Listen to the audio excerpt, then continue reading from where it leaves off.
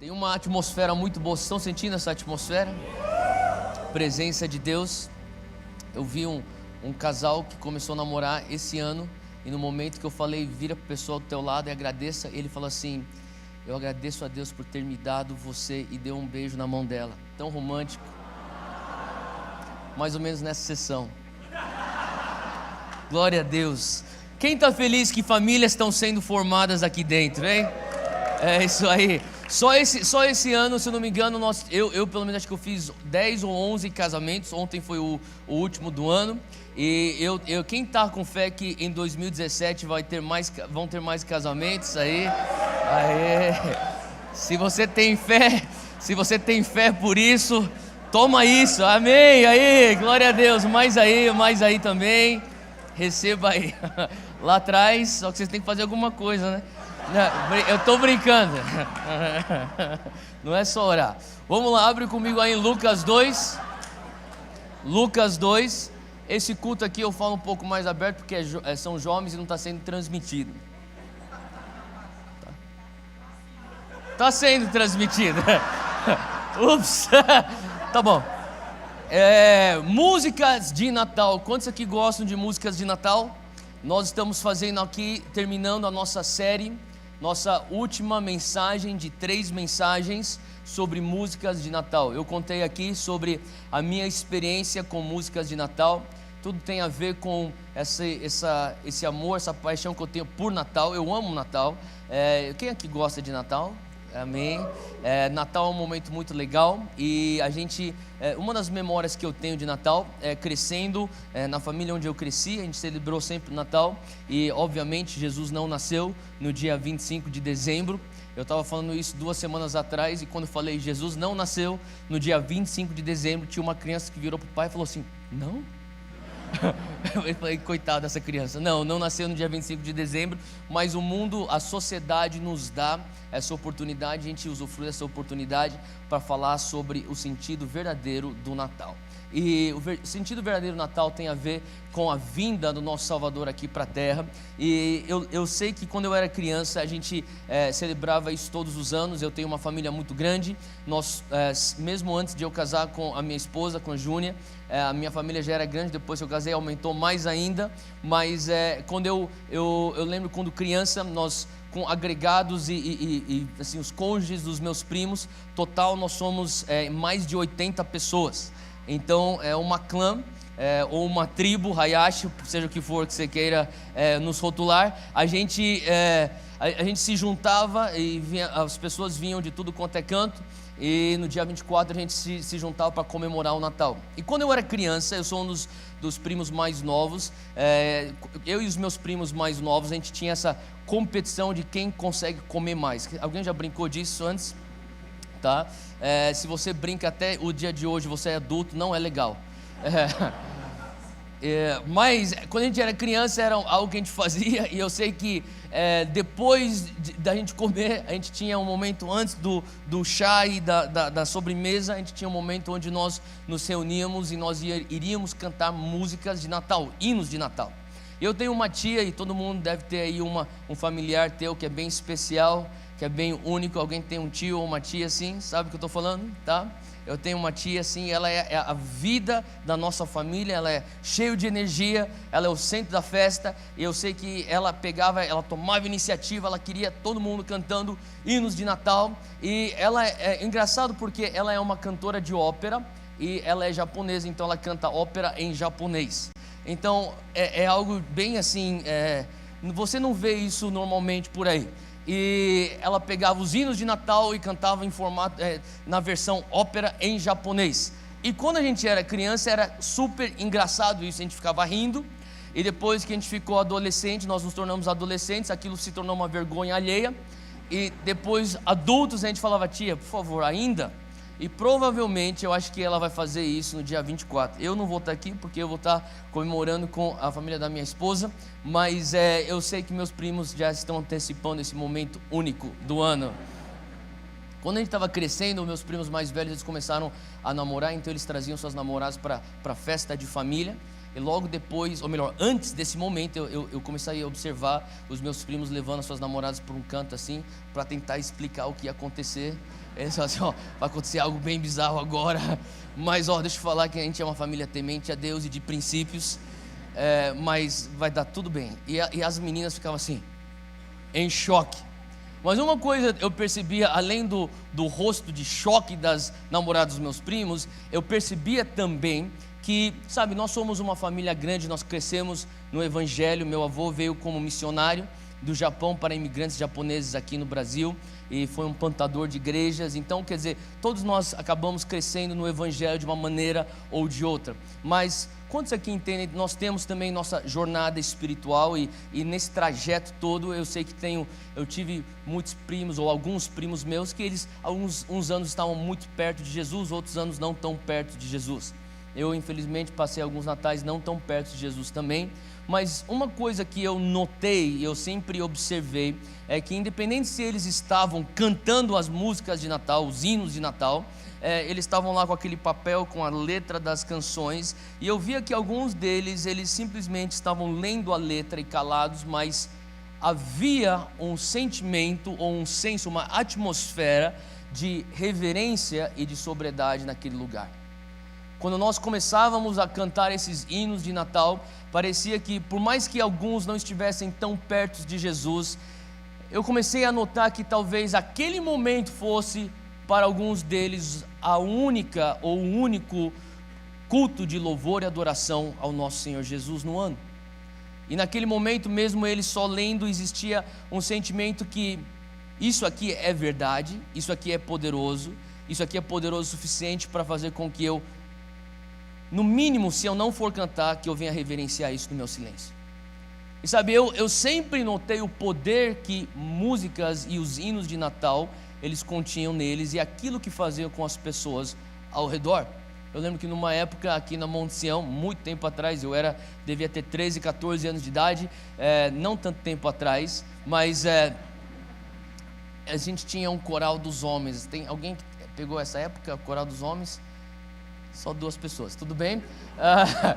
Os tempos mudam, mas tinha o coral dos homens e eles iam para os shopping centers aqui, tem um espaço para você ter cantatas de Natal, e eles iam e eles cantavam músicas de Natal. E eu lembro que os homens aqui da Monte Sião, eles faziam esse coral e eles cantavam, e era incrível você ver só o olhar das pessoas que estavam passando, fazendo compras, só de escutar as letras, eles paravam e eles tinham aquele momento em meio às suas compras, nem se fosse, para alguns era 1 minuto, para outros eram 10 minutos, talvez outros eram mais tempo, mas eles tinham aquele momento, eles reconheciam o toque de Deus, talvez eles nem entendiam o que estava acontecendo, mas eles sentiam. E depois eles continuavam suas compras. Sabe, existe poder nessas canções.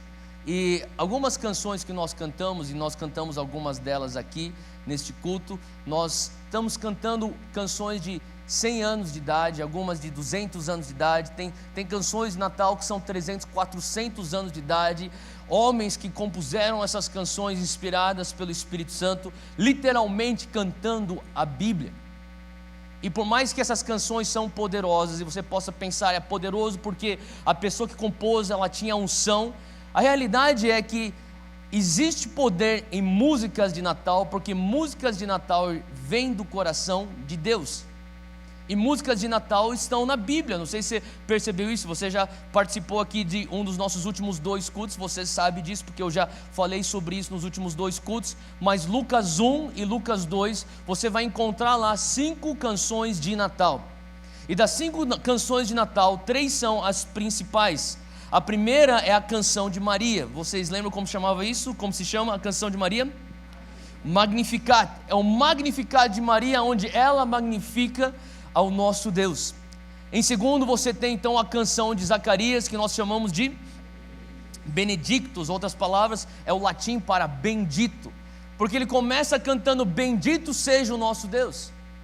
E por final, nós vamos fechar aqui a nossa série com a canção de Simeão, e no latim se chama Nunc Dimittis, e eu queria que você abrisse comigo lá em Lucas 2, versículo 25, a gente já vai entrar logo no texto, e diz assim: havia em Jerusalém um homem cujo nome era Simeão, e esse homem ele era justo, temente a Deus, esperava a consolação de Israel, e o Espírito Santo estava sobre ele. e fora-lhe revelado pelo Espírito Santo que ele não morreria antes de ter visto o Cristo do Senhor. E pelo Espírito ele foi ao templo quando os pais trouxeram o menino Jesus, para com ele procederem segundo o uso da lei. Ele então tomou o menino em seus braços e louvou a Deus e disse, versículo 29 ao 32, se você quiser, você sublinha, esse aqui é o Nunc Dimittis, a canção de Simeão. Agora, Senhor, podes despedir em paz o teu servo segundo a tua palavra, pois já os meus olhos viram a tua salvação, a qual tu preparaste perante a face de todos os povos, luz para iluminar as nações e para a glória de teu povo Israel. 33. José e Maria maravilharam das coisas que dele se diziam, e Simeão os abençoou e disse a Maria sua mãe, eis que este é posto para a queda e elevação de muitos em Israel, e para sinal que é contraditado, e uma espada traspassará também a tua própria alma, para que se manifestem os pensamentos de muitos corações. E estava ali a profetisa Ana, filha de Fanuel, da tribo de Aser. Esta já era avançada em idade e tinha vivido com o marido 7 anos desde sua virgindade. E era viúva de quase 84 anos e não se afastava do templo, servindo a Deus em jejuns e orações de dia e de noite. E sobrevindo na mesma hora, ela dava graças a Deus e falava dele a todos os que esperavam a redenção de Jerusalém. Agora, eu quero continuar hoje a nossa mensagem. Obviamente eu tenho aqui 3 pontos e eu queria só explicar que esses 3 pontos são 3 orações. São 3 orações que eu tenho feito essa semana, são 3 orações que eu pretendo fazer durante essa temporada de Natal e que eu gostaria que a Monte Sião fizesse isso nesse momento, essa época de Natal. 3 orações baseadas nesse texto aqui do Cântico de Simeão. E a primeira oração que eu gostaria de fazer é justamente que pela graça de Deus nós venhamos diminuir, que nós venhamos sair de cena, para que a vida dele apareça e cresça em nós.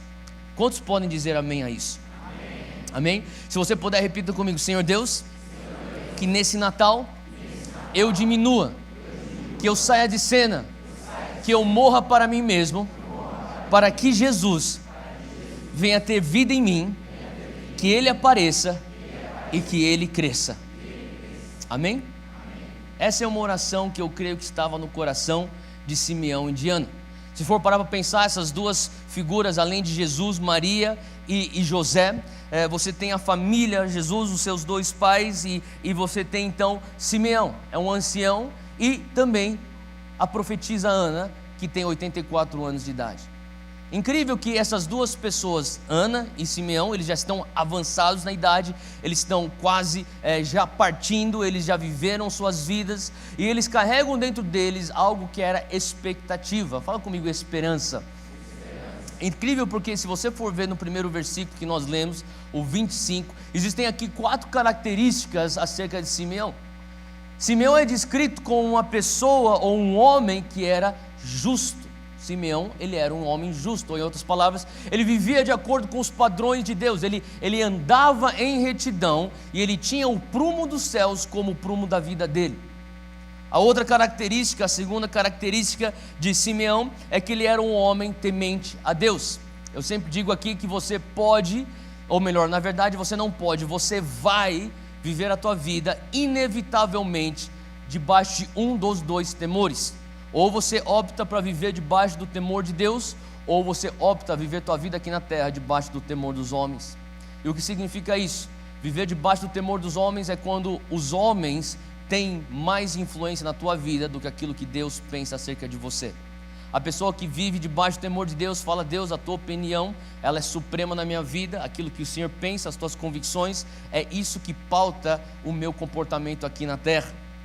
Terceira característica de Simeão é que ele esperava a consolação de Israel. Ele, assim como Ana, ele carregava esperança ou expectativa no seu coração. Ele esperava: Deus, o Senhor vai um dia enviar esse tal do Messias, será a consolação da minha nação. Ele carregava isso, e eu não sei se você já parou para pensar quanto tempo é muito tempo para você esperar em Deus.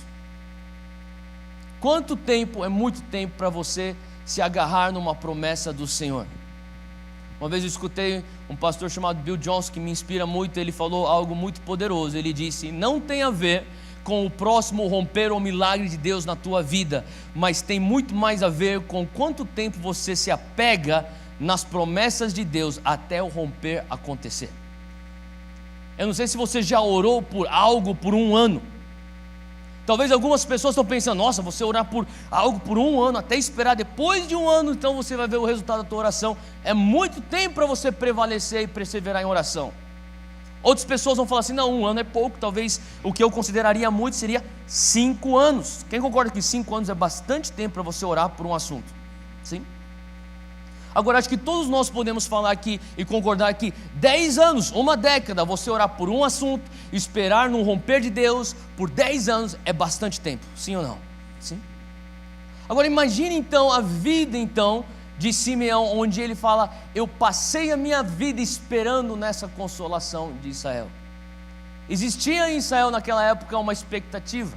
Eles estavam sendo oprimidos pelo Império Romano e Israel acreditava na leitura, na maneira como eles interpretavam os textos. Desde Abraão até o rei Davi e os profetas, eles interpretavam: virá então a consolação de Israel, libertador de Jerusalém. Ele está chegando, a redenção de Jerusalém. E eles talvez imaginavam, talvez seria um líder militar, ou seja o que for, ou talvez um novo governo, ou uma nova ordem, seja o que for, eles estavam esperançosos. E Simeão, ele era um homem que ele carregava essa expectativa no seu coração.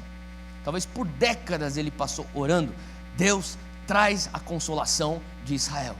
E ele, todos os dias, olhando a opressão dos romanos sobre os judeus, e ele continuava orando: Deus, traz a consolação de Israel. Ele é descrito como um homem que era temente a Deus, justo, e era um homem que carregava ou protegeu a esperança no coração. Hoje eu quero te desafiar.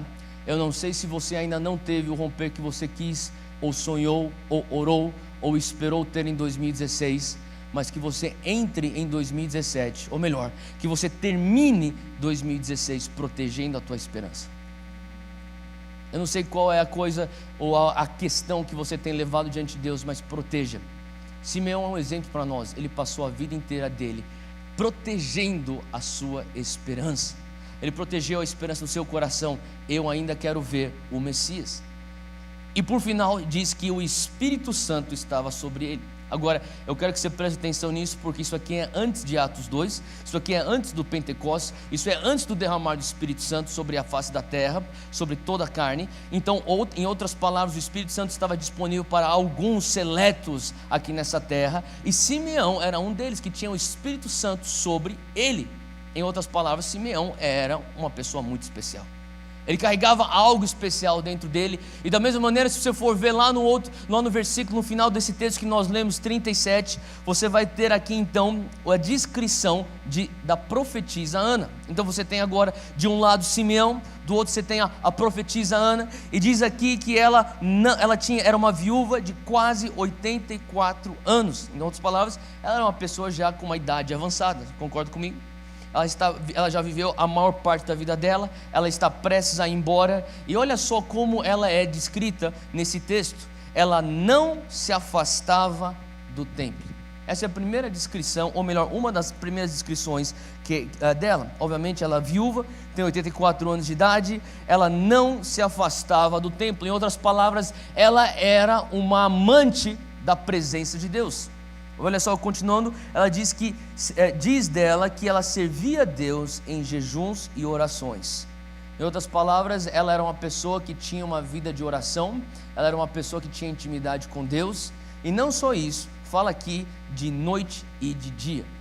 Então, mesmo antes desse movimento de casa de oração, eu amo o movimento de casa de oração, eu me alegro em saber que existem casas de orações sendo abertas para tudo quanto, todos os cantos do nosso globo, e glória a Deus por isso. Mas na verdade, antes desse movimento de oração, já existia a Ana. Ela era a encarnação do movimento de oração. Ela estava todos os dias no templo, ela orava e jejuava, dia e noite. Fala 24/7. Era essa mulher. Essa mulher era 24/7, oração, adoração, jejum, oração. E essa mulher, ela carregava algo dentro dela que também, assim como Simeão, estava descrito aqui. Versículo 38, sobrevindo na mesma hora, ela dava graças a Deus e falava dele. Quem que é esse dele? Ela se refere aqui a Jesus, o menino Jesus, a todos os que esperavam a redenção em Jerusalém. Então não só Ana esperava, havia um grupo com ela que esperava, e ela então, você tem a noção aqui que ela é a líder desse grupo, ela toma a frente, ela fala assim, chegou então o menino Jesus. Agora, o primeiro ponto que eu falei aqui é uma oração que diz, Deus, eu quero desaparecer, eu quero sumir, eu quero morrer, para que o Senhor apareça, para que o Senhor surja em cena, porque eu sei que quando eu vou, o Senhor vem. Se você for ver a primeira palavra da oração, ou da canção de Simeão, está lá no versículo 29, olha lá comigo, e a primeira palavra que você vai ler, e que você vai ver aí, é agora. Fala comigo, agora. Se puder, sublinha essa palavra, porque essa palavra é chave para aquilo que Deus vai nos mostrar nessa canção. O agora significa um shift de estações. Em outras palavras, você tem aqui um homem muito velho chamado Simeão. Ele já viveu de uma maneira justa, temente a Deus, na presença do Senhor, em oração, com expectativa no seu coração, e finalmente diz aqui que ele foi guiado pelo Espírito Santo. Em outras palavras, ele estava vindo não só rotineiramente para o templo. Nesse momento, nesse dia, ele foi guiado pelo Espírito Santo. Quantos aqui estão esperando em 2017, um ano onde você vai ser guiado pelo Espírito Santo? Quantos querem em 2017, um ano onde você vai fluir no Espírito Santo? Onde você vai experimentar a liberdade do Espírito. Quem quer liberdade no Espírito? Se você está aqui e você não quer liberdade no Espírito, você está na igreja errada. O lema da nossa igreja é não por força nem por violência, mas pelo meu Espírito, assim diz o Senhor. Zacarias 4:6. Esse é o lema da nossa igreja, o versículo da nossa igreja. Então nós zelamos pela liberdade no Espírito. Só que sabe de uma coisa? Se você quer liberdade no Espírito, se você quer ser guiado pelo Espírito, se você quer fluir no Espírito, você tem que estar disposto em 2017 a sair da tua rotina. Aqui Simeão não está indo porque rotineiramente ele ia para o templo. Ele está sendo guiado pelo Espírito. Se você quer ser guiado pelo Espírito, se você fala assim, eu quero fluir no Espírito, você tem que estar disposto a sair da tua zona de conforto. Fala para quem é do teu lado, o fluir do Espírito acontece fora do teu conforto. Você tem ciência disso? Aqui Simeão, ele está fazendo algo que não é muito típico para uma pessoa, para um ancião naquela cultura judaica. Ele chega ao templo e a palavra de Deus diz aqui no versículo 27, pelo Espírito Simeão foi ao templo, e quando os pais trouxeram o menino Jesus para com ele procederem segundo o uso da lei, ele então tomou em seus braços e louvou a Deus.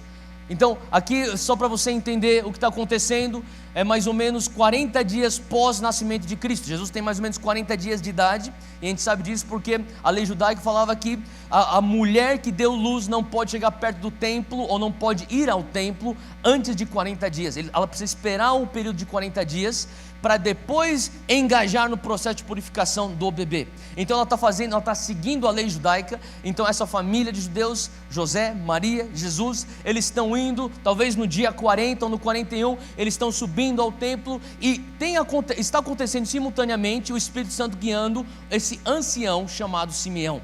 E Simeão, ele está andando no templo, daí na porta do templo ele vê então esse casal vindo com o bebê, e ele vai de encontro com eles, ele toma o bebê, Jesus, nas mãos, e quando ele olha para o bebê, ele começa a louvar a Deus e diz, agora Senhor, o Senhor pode me matar, ou agora Senhor, eu posso ir embora dessa terra. Ele está falando assim, agora finda uma era, inicia uma nova época.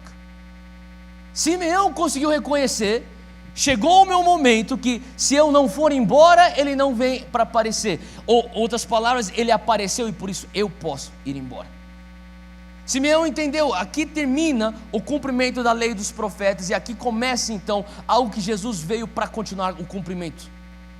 Então Simeão, ele reconhece só de bater os olhos, guiados pelo Espírito Santo, o que me mostra então que essa vida fiel que Simeão e Ana viveram, buscando o Senhor, tementes ao Senhor, com temor de Deus, essa vida fiel abriu espaço para a promessa de Deus. Sabe, eu sei que soa um pouco clichê o que eu vou falar, mas eu não sei como falar de outra maneira, porque é tão verdade. Eu sempre escutava do meu pai espiritual, ele falava assim para mim: a tua fidelidade vai te armar para o favor de Deus. A tua fidelidade vai te posicionar para receber o favor de Deus. A fidelidade de Simeão, a fidelidade de Ana, os posicionaram no momento para eles enxergarem: esse aqui é o dom de Deus, é o favor de Deus, isso aqui é a consolação de Israel. E ele fala: agora eu posso ir embora, a tua palavra se cumpriu na minha vida, seja feito de acordo com a tua vontade, eu posso morrer. A disponibilidade de Simeão de poder abrir mão da sua própria vida para que a vida de Jesus entrasse em cena. Eu sei que nessa época de Natal nós estamos comemorando o nascimento de Jesus. E é muito interessante porque a gente vai estar junto com nossas famílias, com os nossos amigos, e talvez naquele momento de dia 24 à noite, na ceia de Natal, talvez nós vamos fazer alguns agradecimentos e nós vamos lembrar Jesus, e que bom, e tomara que você lembre de Jesus sim, e tomara que você ore e agradeça pelo sacrifício de Jesus na cruz, e tomara que você agradeça por Ele ser enviado pelo nosso Pai, como homem aqui nessa terra. Mas raramente eu escutei alguém durante o Natal falar assim: vamos comemorar a vida de Jesus e vamos comemorar a nossa morte. Não soa muito popular isso, mas o que Simeão está fazendo é isso: eu posso comemorar a minha morte está chegando, porque Jesus está entrando em cena. Uma disponibilidade, um desprendimento. Sabe, a realidade é que Jesus procura até os dias de hoje pessoas que estão vivendo suas vidas de maneira entregue. Eu não sei como falar isso de outra maneira, mas eu creio que muitas vezes quando a gente fala tanto de bênção, eu acredito nas bênçãos de Deus, eu acredito que é da vontade de Deus que Ele vier nos abençoar, eu creio que Ele quer te abençoar muito mais do que você quer ser abençoado, mas tem algo do Evangelho que muitas vezes nós estamos deixando de mencionar, que é entrega, que é a morte de nós mesmos. É que quanto mais eu diminuo, mais Ele aparece. E Simeão e Ana, eles são exemplos desse coração completamente entregues. Eu vou estar entregue em buscar o Senhor até que Ele apareça. Ele apareceu, eu posso ir embora. Em outras palavras, ele fala: agora eu posso ir embora, porque minha vida estava dependendo na esperança de enxergar esse Messias. Será que nós podemos hoje dizer que a nossa vida, tudo que nós temos, está investido em ver o Messias aparecer em nós? Porque se estiver, nós podemos falar: eu posso ir embora quando Ele aparece.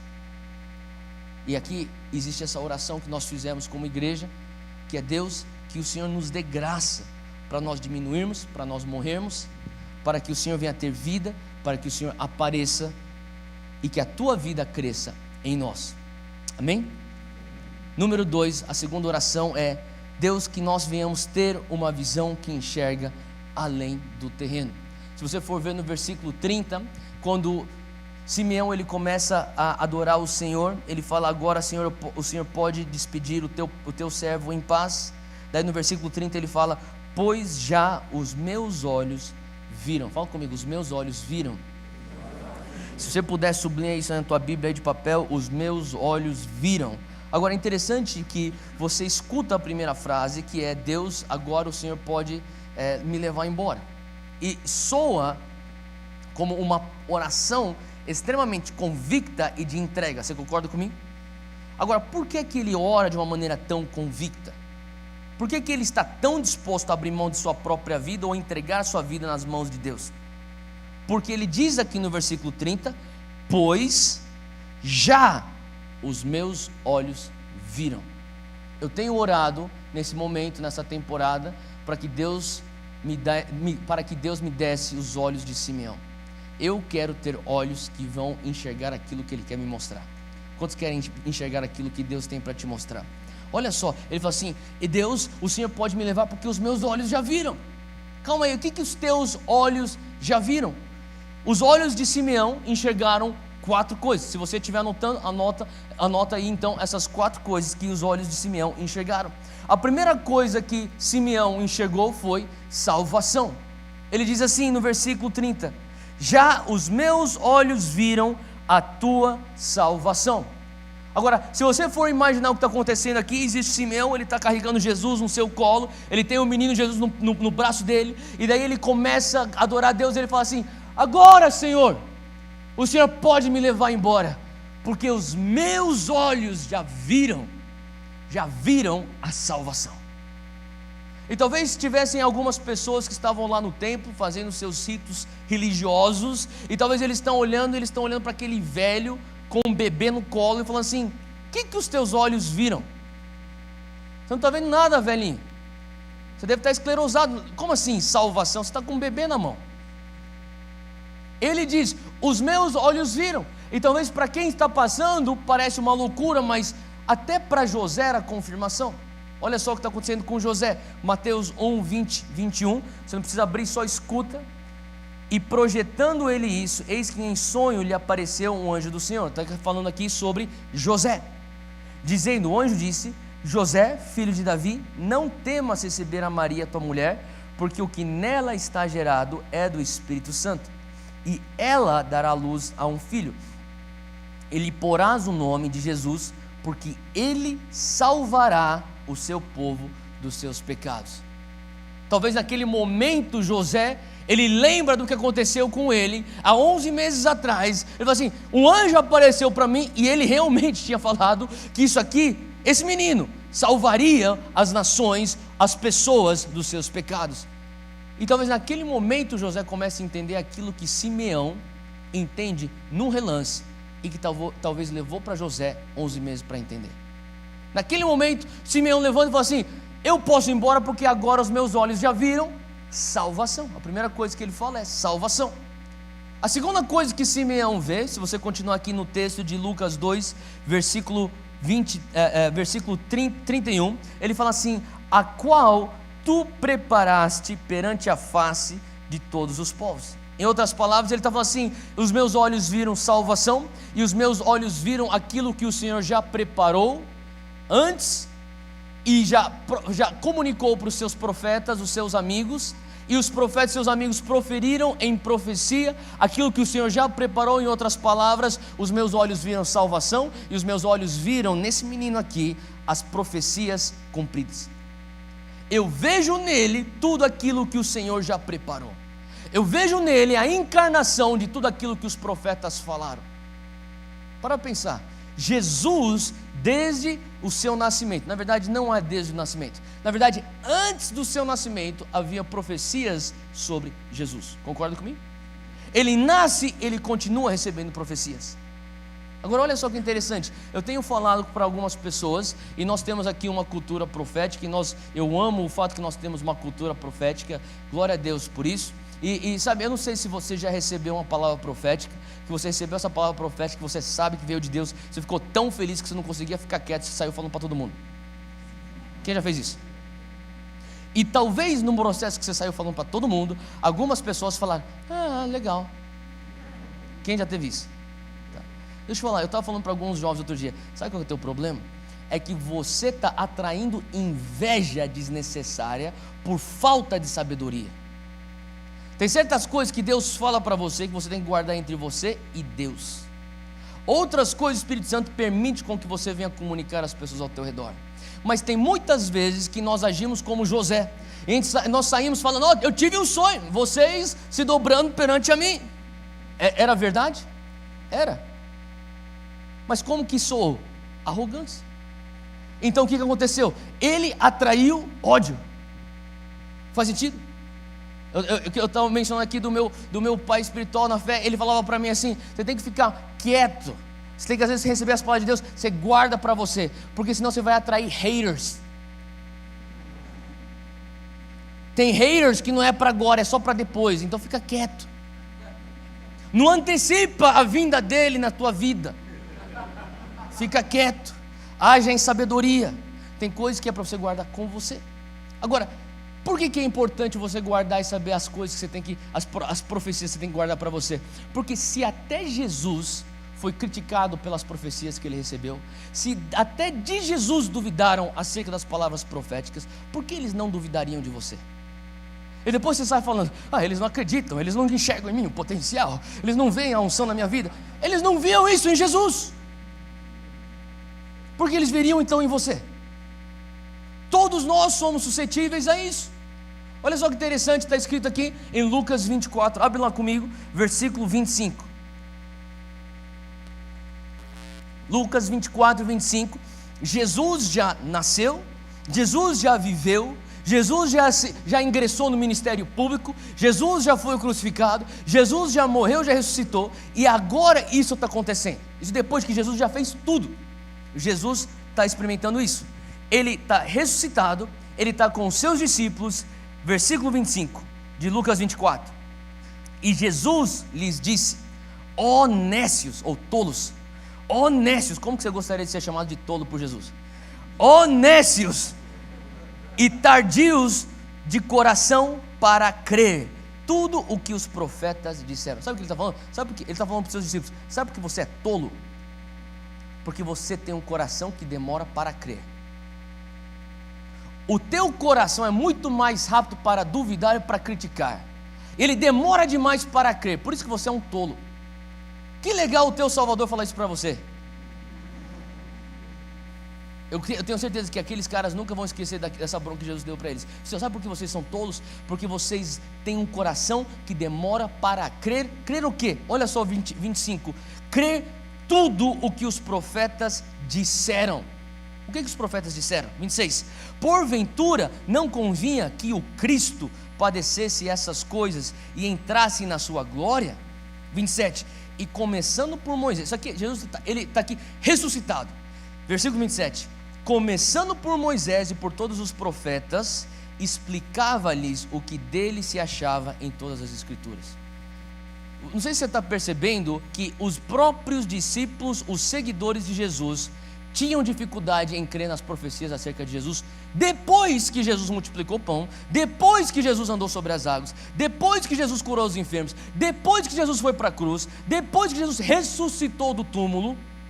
Ele ainda está falando: vocês são nécios, porque vocês têm uma demora incrível em acreditar no seu coração aquilo que os profetas disseram. Em outras palavras, sempre houve dúvida acerca das profecias de Jesus. E Jesus fala assim: para com tudo, deixa eu te ensinar, vamos lá. Abraão, Moisés, olha só as profecias, Moisés, os profetas, e ele dá uma aula de teologia, e ele inclui as menções proféticas messiânicas. Ele fala assim: tudo isso está falando de mim. E talvez no final da aula eles estão falando: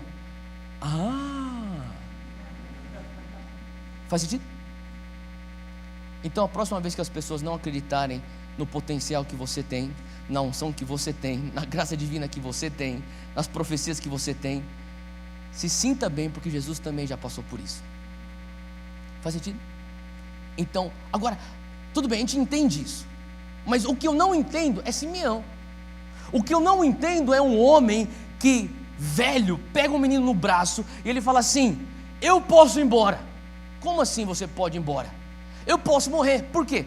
Porque agora os meus olhos viram. O que eles viram? Eu vi a salvação. Eu vi palavras proféticas cumpridas.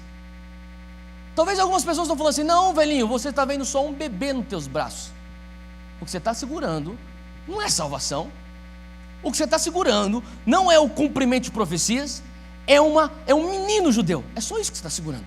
Como diversos outros meninos judeus estão sendo trazidos hoje mesmo para a purificação e cumprimento da lei. Ele: não. Os meus olhos viram salvação, primeira coisa. Os meus olhos viram palavras proféticas cumpridas. E terceira coisa, ele diz aqui: os meus olhos viram, versículo 31, ele diz, 32, luz para iluminar as nações. Em outras palavras, luz para os gentios. O que ele está falando aqui é o cumprimento de Isaías 49:6. Disse mais, só escuta Isaías 49:6. Disse mais: pouco é que sejas o meu servo para restaurares as tribos de Jacó e tornares a trazer os guardados de Israel. Também te, aqui fala de Jesus, também te dei para a luz dos gentios, para seres a minha salvação até as extremidades da terra. Ele está falando assim: eu vejo nesse menino a luz para o Brasil. Ele não sabia que existia o Brasil, mas ele está falando das nações. Eu vejo nesse menino a luz do Japão, a luz da China, a luz da Rússia. Eu vejo esse menino a luz para a África. Eu vejo esse menino a luz para a Nigéria. Eu vejo esse menino a luz para o Egito. Ele está falando assim: eu vejo a luz para os gentios. Quem aqui é um gentio? Levanta tua mão. Não se você é gentil, se você é um gentil. Se você não é judeu, você é um gentil. Quem não é judeu, levanta tua mão. Ele via a luz que iria te iluminar. Naquele menino ele já enxergava a luz que iria te alcançar e iluminar a tua escuridão.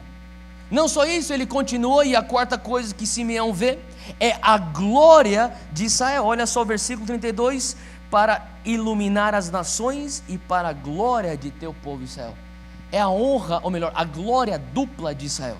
Ele está falando assim, a primeira glória que Israel teve foi de ter o pai Abraão escolhido para ser o pai da nossa nação, e a nossa nação escolhida por Deus. Essa é a primeira glória de Israel. A segunda glória de Israel é que dessa nação de Israel nasce então o Messias, Jesus, o Cristo, e ele é de Israel. Ele fala assim, essa é a glória de Israel. Então Simeão, ele enxerga essas quatro coisas.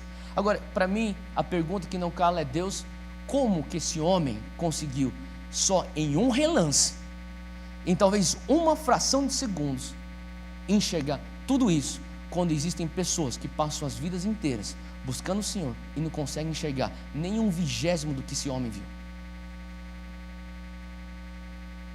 Eu tenho falado, Deus, me dá os olhos de Simeão, que eu venha bater os olhos no Salvador e eu entendo o que está acontecendo. Talvez as pessoas vão falar para você, isso aí é só um menino. Talvez algumas pessoas vão falar para você, isso aqui é só um bebê. Talvez algumas pessoas vão falar assim, só mais uma família em Israel. É um jovem casal que teve um filho aqui em Israel. Simeão falou, não é só mais uma família em Israel, não é só mais um jovem casal com o seu filho, isso aqui não é só mais um menino judeu, isso aqui não é só mais um bebê, isso aqui é a salvação, isso aqui é a luz para os gentios, isso aqui são as profecias cumpridas, isso aqui é a glória de Israel. Como que um homem consegue enxergar tão rápido e tão profundo? Eu creio que tem a ver com a maneira como ele vivia a sua vida.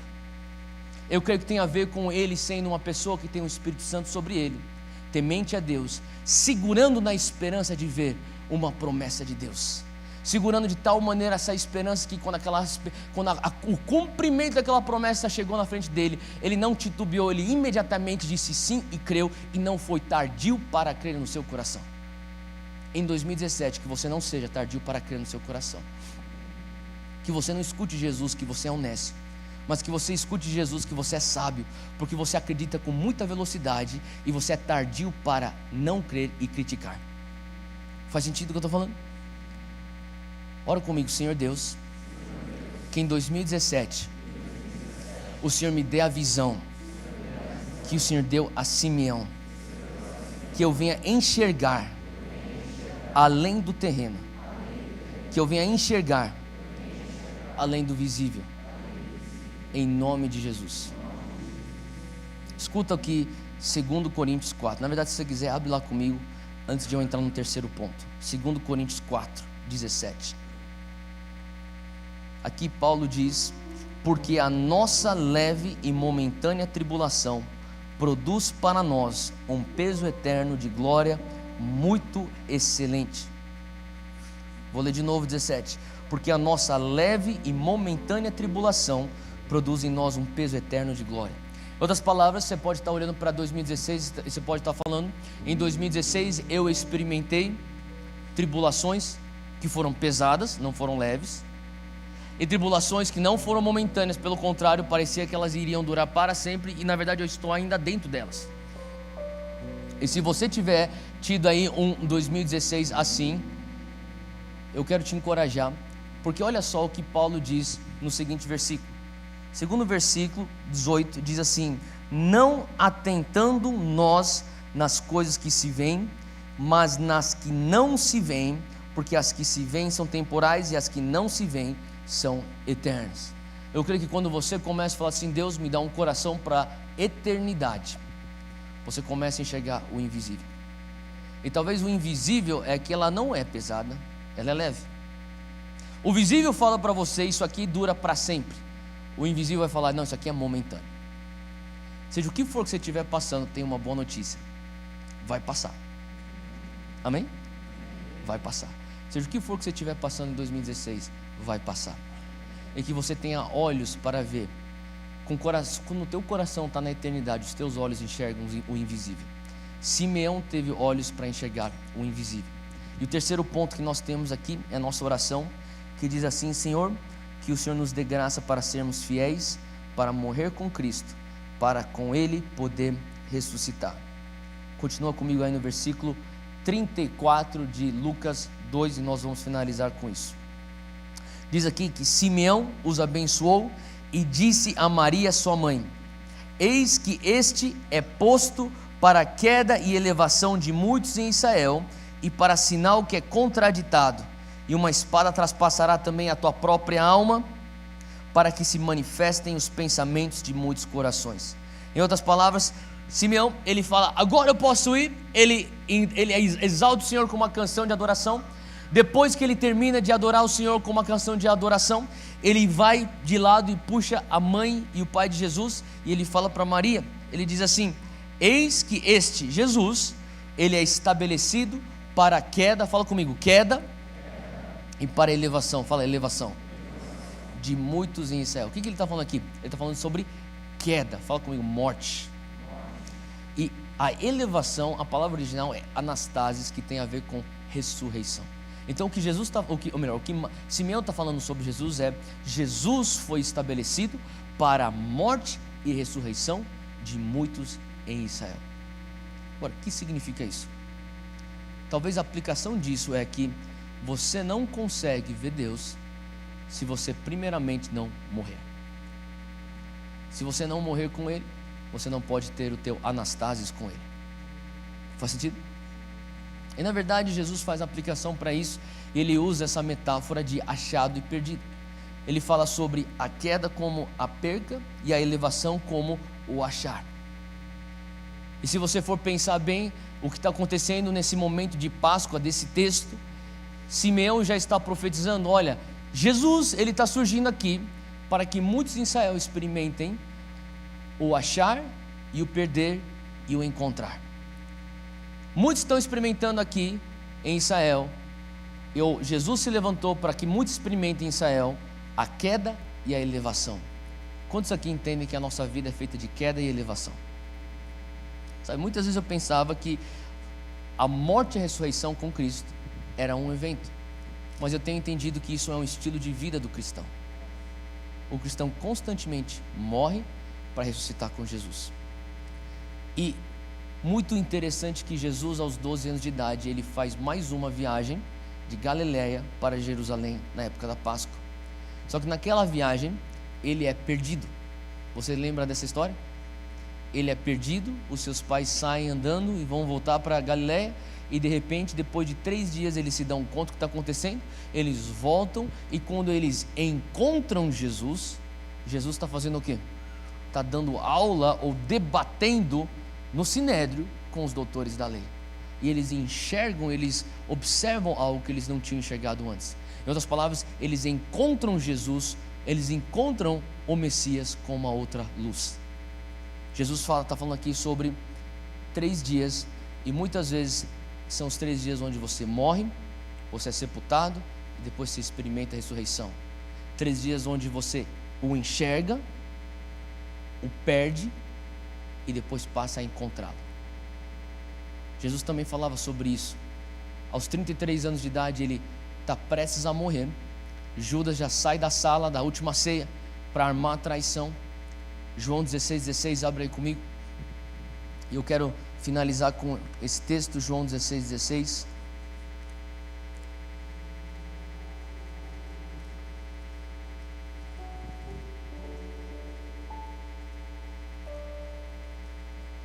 Jesus diz assim para os seus discípulos: mais um pouco e já não me verão.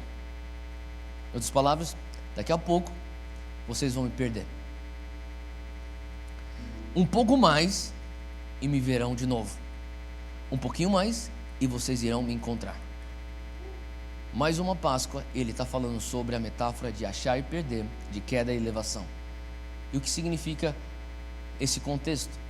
Jesus fala assim: o dia que vocês me perderem, você pode continuar depois lendo esse texto em casa, você vai poder meditar um pouco mais com calma nisso. Ele fala: vocês vão experimentar tristeza, mas perseverem, porque daqui um pouquinho mais vocês me encontrarão. E eu creio que aquilo que Simeão profetizou sobre o menino Jesus diante de sua mãe, a Maria, era que Jesus, ele veio para ser estabelecido como alguém que vai nos levar a enxergá-lo. Eu vejo Jesus, eu perdi Jesus, eu não vejo mais Jesus. E ele fala assim: persevere. Eu sei que o momento que você não me enxerga, você tem tristeza, mas se você perseverar, você vai me encontrar. E quando você me encontrar, assim como os meus pais me encontraram aos 12 anos de idade, eles me encontraram com uma luz diferente, me contemplando em outra luz. Nós não sabíamos que esse menino ensinava com tanta autoridade, não sabíamos que esse menino tinha tanta unção, tanta graça. Tem alguma coisa diferente nesse menino. Da mesma maneira que Jesus está falando para os seus discípulos: olha, vocês vão me perder, perseverem, porque daqui um pouquinho mais vocês me verão novamente. E quando vocês me encontrarem, vocês não me encontrarão assim, vocês me encontrarão com uma outra luz, ressurreto.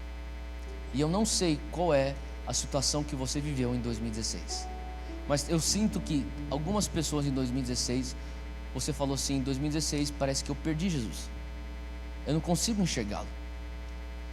E hoje eu gostaria que você escutasse as palavras de Jesus: daqui a um tempo vocês não mais me verão, mas daqui um pouco mais vocês me verão. E quando você enxergá-lo novamente em 2017, você vai enxergá-lo com uma outra luz. Assim como os pais enxergaram ele no templo com uma outra luz, e assim como seus discípulos o enxergaram ressurreto com uma outra luz. Porque este menino, ele é posto para a queda e elevação de muitos em Israel. Amém? Fica de pé comigo, eu quero orar com você. Eu sinto que hoje à noite, enquanto nós terminamos essa mensagem,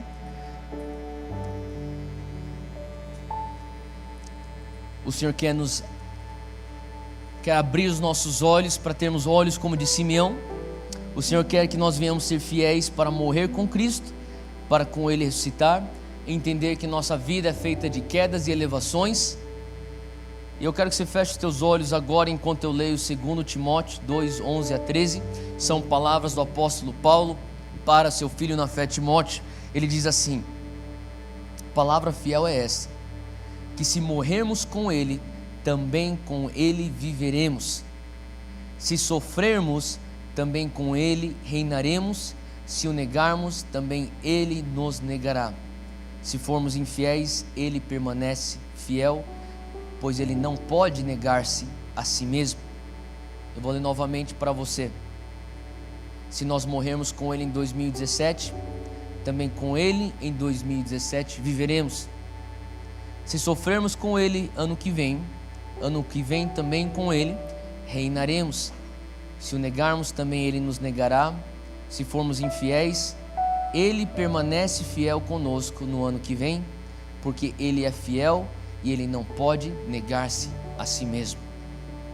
Pai, nesse momento nós dizemos que nós queremos ter olhos como Simeão, para enxergar aquilo que o Senhor tem para nos mostrar, para que a nossa adoração, o nosso cântico venha a ser tão poderoso como o de Simeão. Pai, nos ajuda a enxergar, ou melhor, nos ajuda a ter nossos corações tão presos naquilo que é eterno, que nós venhamos enxergar o invisível, que nós venhamos ter a disposição de Simeão, de Ana, para morrermos, para que o Senhor venha crescer e aparecer, que nós venhamos estar abraçando as quedas e elevações, para que no momento que nós te perdermos, nós venhamos te encontrar nessa nova temporada com uma outra luz, em nome de Jesus, amém, amém. Você tem fé nisso? Amém, glória a Deus. Dá uma salva de palmas para Jesus.